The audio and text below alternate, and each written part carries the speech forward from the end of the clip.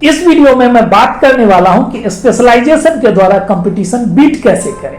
चलिए इसे एक उदाहरण से समझते हैं। कल्पना कीजिए कि आपको अपने बच्चे के लिए एक शूज खरीदना है और आपके शहर में पहले से ही 3-4 फुटवियर स्टोर हैं, लेकिन अभी कुछ महीना पहले एक किड्स फुटवियर स्टोर खुला है।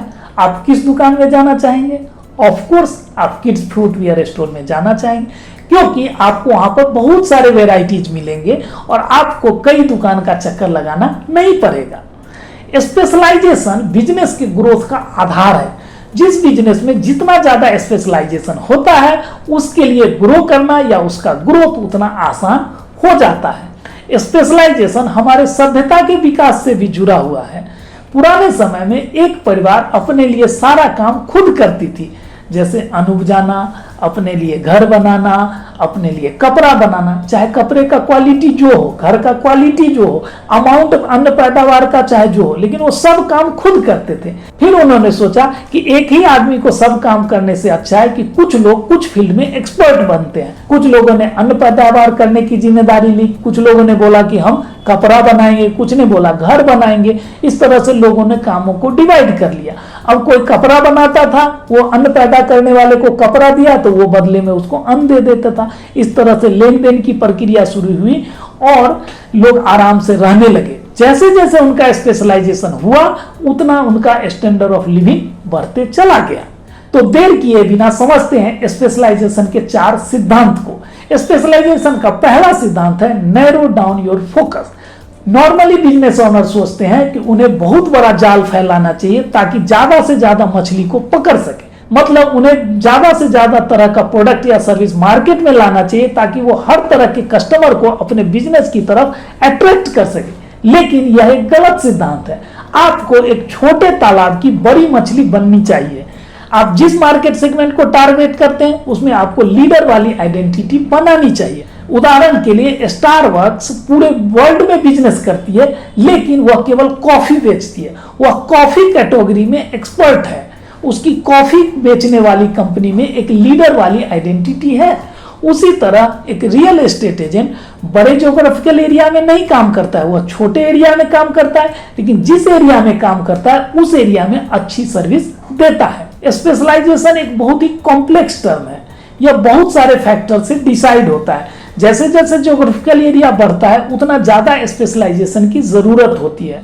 उदाहरण के लिए किसी गांव या उसके सटे हुए छोटे शहर में जूते चप्पल की अलग से दुकान भी नहीं होती है। वह जो हार्डवेयर स्टोर होता है उसी में लोग कुछ जूता और कुछ चप्पल रखते हैं, वहीं से लोग आके खरीदते हैं। लेकिन जब हम छोटे शहर में जाते हैं तो वहां पर जूते चप्पल की एक अलग सी दुकान आती है। जब हम मेट्रो में आते हैं तो यहाँ स्पेशलाइजेशन बढ़ जाता है। यहाँ पर men's footwear store, women footwear store, kids footwear store, sports footwear store, इस तरह के स्पेशलाइज्ड दुकान होते हैं। इसलिए आपको अपने बिजनेस का category, business size, business location, business का ज्योग्राफिकल एरिया, इस सब के हिसाब से इंटेलिजेंटली अपना फोकस एरिया डिसाइड करना चाहिए।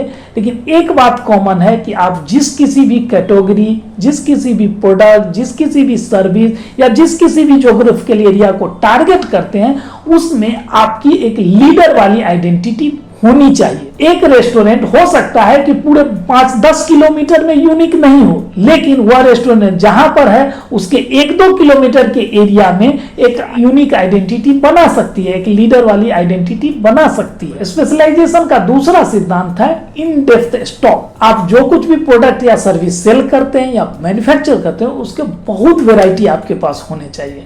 जैसे किड्स फुटवेयर स्टोर में किड्स रिलेटेड शूज और सैंडल के ऑल पॉसिबल वैरायटी रहना चाहिए ताकि जो कस्टमर किड्स के लिए शूज या सैंडल खरीदने आया वह लौट के नहीं जाए।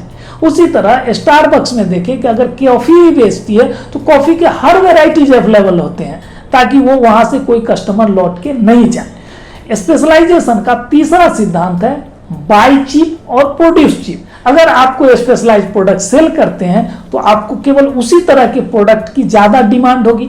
आप जब उसी तरह के प्रोडक्ट को ज्यादा बल्क मात्रा में परचेज करेंगे तो निश्चित रूप से आपको सस्ता मिलेगी। ठीक उसी प्रकार अगर आप एक खास तरह के प्रोडक्ट को ही बनाते हैं तो आपके लिए मैन्युफैक्चरिंग कॉस्ट भी कम हो जाता है, क्योंकि आप सप्लायर से रॉ मटेरियल सस्ते में खरीद पाते हैं।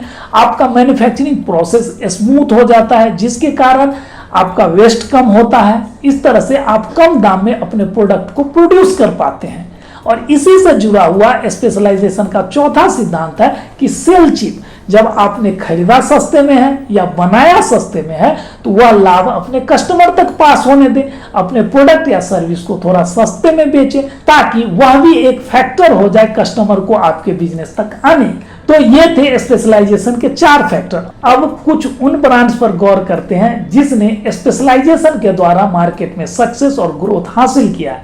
उदाहरण के लिए एप्पल का नाम लेते ही हमारे दिमाग में इनोवेटिव, हाई एंड और यूजर फ्रेंडली प्रोडक्ट आता है। एप्पल की अपनी एक अलग आइडेंटिटी है। यही कारण है कि एप्पल इतने बड़े कॉम्पिटिटिव मार्केट में भी अपने प्रोडक्ट को हाई प्राइस पर सेल करती है और उसके लॉयल कस्टमर का एक बहुत बड़ा बेस है।